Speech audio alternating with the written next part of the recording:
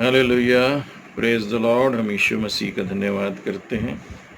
बीते दिनों में हमने प्रकाशित वाक्य से 14 अध्याय से अध्ययन किया है।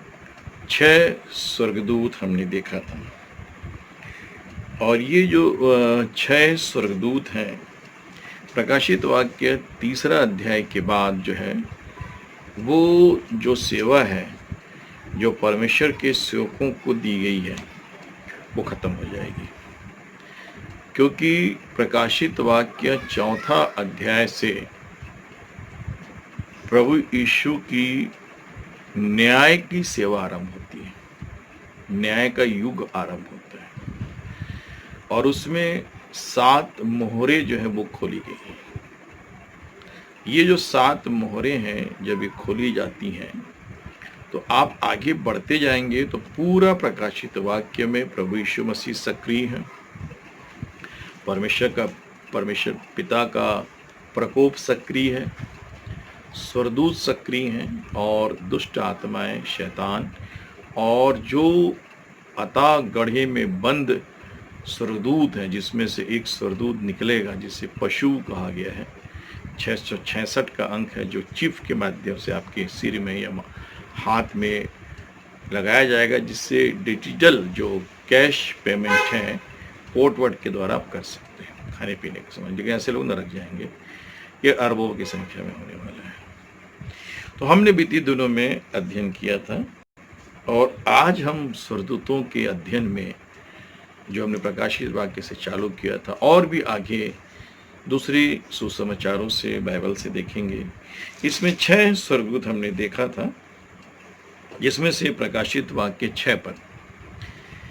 इसमें लिखा है, फिर मैंने एक और स्वर्गदूत को आकाश के बीच में उड़ते हुए देखा, जिसके पास पृथ्वी पर के रहने वालों की हर एक जाति, कुल और भाषा और लोगों को सुनाने के लिए सनातन सुसमाचार था। सनातन शब्द आया है। उसके बाद इसने कुछ बातें कही हैं जो मैंने इससे पहले 2 एपिसोड हमने तैयार किया है, फेसबुक में हमने डाला है, और ये यूट्यूब में भी हमने इसको डाला है। संजय कुमार मसीह के नाम से आप जाएंगे और इसको आप देखेंगे, सब्सक्राइब करेंगे, आपको ये मिल जाएगा टाइप करने से। फिर मैंने 8 पद में भी एक लिखा है। इसके बाद एक दूसरा स्वर्गदूत आया जो बेबीलोन का न्याय करता है। ये जो बेबीलोन है, ये पृथ्वी में पाई जाने वाली 3 प्रकार की व्यवस्था को दर्शाता है। राजनीतिक व्यवस्था, आर्थिक व्यवस्था और राजनीतिक धार्मिक व्यवस्था। और ये धार्मिक जो व्यवस्था है,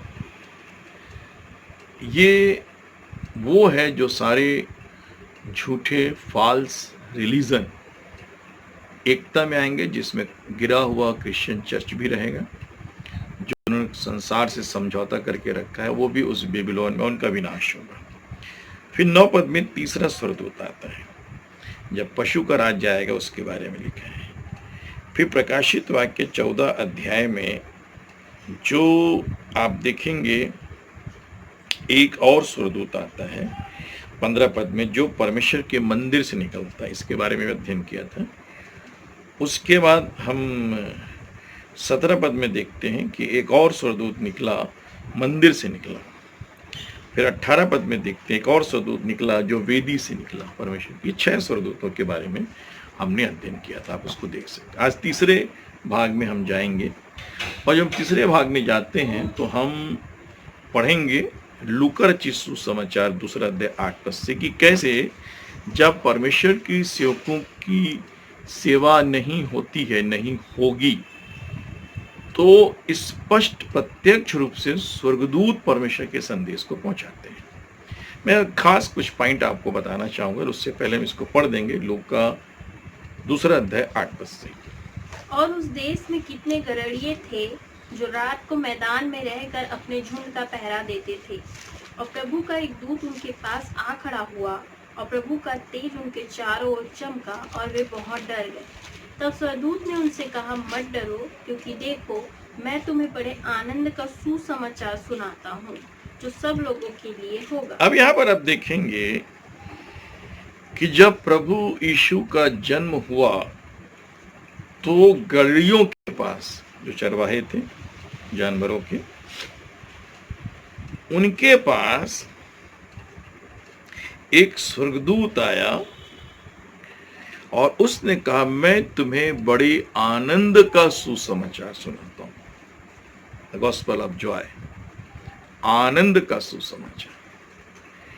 परमेश्वर के कलाम में और परमेश्वर के वचन में जब आप इस बात को पाते हैं और इस बात को देखते हैं तो आप इस बात को पाएंगे कि ये जो संदेश उस समय कोई आपका नए समय में नए नियम में कोई भविष्यवक्ता था ऐसा हमको जल्दी से नहीं बोल सकते। वैसे वहाँ पर एक दो परफेक्ट भी हैं, लेकिन अब पब्लिक के बीच में ये स्वरदूत कहता है, मैं तुम्हें बड़े आनंद का क्या सुनाता हूँ, सुसमाचार सुनाता हूँ, जो किसके लिए होगा? सब लोग। जोर से बोले, किसके लिए होगा? सब लोग। सब लोग मतलब इसमें कोई धर्म जाति कंट्री नहीं, एक समाचार है, एक संदेश है। प्रकाशित वाक्य में सनातन सुसमाचार, यहाँ पर आनंद का सुसमाचार। आगे क्या लिखे हम देखेंगे 11 पद में कि आज दाऊद के नगर में तुम्हारे लिए एक स्वर्ग उद्धार करता जन्मा है और यही मसीह प्रभु है। यहाँ पर परमेश्वर के वचन में आप देखेंगे तो लिखा है कि तुम्हारे लिए एक उद्धार करता जन्मा, यही मसीह प्रभु। उद्धार करता मतलब जो आपके पाप हैं, जो आपके अपराध हैं, आपकी तमाम गंदगी है, घृणित दुष्कामनाएं अभिलाषाएं हैं, उससे मुक्ति देने का काम यीशु मसीह का है। ये स्वर्गदूत ने कहा। 12 और 13 पद में देखेंगे। और इसका तुम्हारे लिए यह पता है कि तुम एक बालक को कपड़े में लिपटा हुआ और चन्नी में पड़ा पाओगे। तब एकाएक उस स्वर्गदूत के साथ स्वर्गदूतों का दल परमेश्वर की स्तुति करते हुए और यह कहते दिखाई दिया। अब यहाँ पर आप देखेंगे एकाएक स्वर्गदूतों का दल वहां पर आ गया और वो परमेश्वर की स्तुति कर रहा है। अब देखिए स्वर्ग में जो घटना घट रही है वो कुछ मात्रा में हम पृथ्वी में यीशु मसीह के आगमन के बाद देखते हैं कि स्वर्गदूत संदेश लेके आ रहा है। स्वर्गदूत जो है एक दल आ रहा है स्वर्गदूतों का जो परमेश्वर की स्तुति कर रहे हैं और एक मैसेज दे रहा है। क्या मैसेज दे रहा है 14 पद में? कि आकाश में परमेश्वर की महिमा और पृथ्वी पर उन मनुष्यों में जिनसे वह प्रसन्न है शांति। ये मैसेज है, संदेश है। परमेश्वर की महिमा हो आकाश में और जिनसे वह प्रसन्न है पृथ्वी पर, उनमें शांति। देखिए ये स्वर्गदूत कह रहे हैं, पूरा उनका यूनिटी दल कह रहे हैं। 15 पद में, जब स्वर्गदूत उनके पास से स्वर्ग को चले गए तो गड़रियों ने आपस में कहा, आओ। हाँ, अब यहाँ पर ये स्वर्ग को चले गए। उसके बाद जब आप परमेश्वर के कलाम के अंदर देखते हैं तो लूका में स्वर्गदूत सक्रिय हैं। एक बड़ा अच्छा बात है, लूका पहला अध्याय 26 पद से हम देखेंगे। 6वें महीने में परमेश्वर की ओर से जिब्राइल स्वर्गदूत गलील के नासरत नगर में कुंवारी के पास भेजा गया, जिसकी मंगनी यूसुफ नाम दाऊद के घराने के पुरुष से हुई थी। उस कुंवारी का नाम मरियम था। और स्वर्गदूत ने उसके पास भीतर आकर कहा, आनंद और जय तेरी हो, जिस पर ईश्वर का अनुग्रह हुआ है, प्रभु तेरे साथ है। यहाँ पर आप देखेंगे जिब्राइल स्वर्गदूत आता है। जैसे एक लूसीफर एक बहुत ही पावरफुल स्वर्गदूत है था जो शैतान बन गया, वैसे जिब्राइल एक बहुत ही पावरफुल स्वर्गदूत है। और ये ऐसा स्वर्गदूत है जिसको रोका नहीं जा सकता शैतानिक आत्माओं के द्वारा या किसी भी प्रकार से दूसरी शक्तियों के द्वारा इसको रोका नहीं जा सकता। ये संदेश लेके आता है माता मरियम के पास और माता मरियम से क्या कहता है हम आगे देखेंगे। वह उस वचन से बहुत घबरा गई और सोचने लगी कि यह किस प्रकार का अभिवादन है। स्वर्गदूत ने उससे कहा, हे मरियम, भयभीत ना हो, क्योंकि परमेश्वर का अनुग्रह तुझ पर हुआ है। और देख, तू गर्भवती होगी और तेरे पुत्र उत्पन्न होगा, तू उसका नाम यीशु रखना। वह महान वह होगा महान होगा और परम प्रधान का पुत्र कहलाएगा परम प्रधान का पुत्र कहलाएगा। और प्रभु परमेश्वर और उसके पिता दाऊद का सिंहासन उसको देगा। प्रभु परमेश्वर उसके दाऊद का सिंहासन उसे क्या करेगा? देगा। 33 और वह याकूब के घराने पर सदा राज्य करेगा। याकूब के घराने पर और उसके राज्य का अंत ना होगा। 35 पद में देखेंगे, स्वदूत ने उसको उत्तर दिया कि पवित्र आत्मा तुझ पर उतरेगा और परम प्रधान की सामर्थ तुझ पर छाया करेगी। इसलिए वह पवित्र जो उत्पन्न होने वाला है परमेश्वर का पुत्र कहलाएगा। किसका पुत्र कहलाएगा? परमेश्वर। प्रभु यीशु मसीह के आगमन को लूका रचित सुसमाचार में बड़ी अद्भुत रीति से जिब्राइल स्वर्गदूत कह रहा है। एक बहुत ही गजब का संदेश दे रहा है और मैं समझता हूं ये संदेश उसको पिता परमेश्वर की तरफ से दिया गया था प्रभु यीशु के जन्म से पहले। वैसे ही प्रकाशित वाक्य में भी कुछ घटनाएं घटने वाली हैं। यीशु मसीह के आगमन से पहले रैप्चर जब होगा, चर्च उठाई जाएगी, उससे पहले भी स्वर्गदूतों को आप सक्रिय होते हुए देखेंगे और उससे पहले एलिया भविष्यवक्ता को सक्रिय होते हुए देखेंगे और एलिशा भविष्यवक्ता और ये सब जो हैं जब सक्रिय रहेंगे उसके बाद यीशु मसीह का जो थर्ड आगमन हम बोलना चाहिए इजराइल में होगा। रैप्चर तो पहले हो जाएगा महाक्लेश काल से पहले। वहां पर भी सब कुछ आप जरूर पढ़िए प्रकाशित वाक्य। फिर एक और बात जो मैं आपको बताना चाहता हूं कि प्रभु यीशु मसीह के जो संदेश वाहक थे यूहन्ना बपतिस्मादाता, उनके भी जन्म के समय स्वर्गदूत आता है। 8 पद, पहला अध्याय का 8 पद से देखेंगे। जब वह अपने दल की पारी पर परमेश्वर के सामने याजक का काम करता था तो याजकों की रीति के अनुसार उसके नाम पर चिट्ठी निकली कि प्रभु के मंदिर में जाकर धूप जलाए। और धूप जलाने के समय लोगों की सारी मंडली बाहर प्रार्थना कर रही थी कि प्रभु का एक स्वर्गदूत धूप की वेदी की दाहिनी ओर खड़ा हुआ उसको दिखाई दिया और जकरिया देखकर घबराया और उस पर बड़ा भय छा गया। परंतु स्वर्गदूत ने उससे कहा, हे जकरिया, भयभीत ना हो, क्योंकि तेरी प्रार्थना सुन ली गई है और तेरी पत्नी इलीशिबा से तेरे लिए पुत्र उत्पन्न होगा और तू उसका नाम यूहन्ना रखना। और तुझे आनंद और हर्ष होगा और बहुत लोग उसके जन्म के कारण आनंदित होंगे, क्योंकि वह प्रभु के सामने महान होगा और दाखरस और मदिरा कभी न पिएगा और अपनी माता के गर्भ ही से पवित्र आत्मा से परिपूर्ण हो जाएगा और इजरायलियों में से बहुतेरों को उनके प्रभु परमेश्वर की ओर फेरेगा।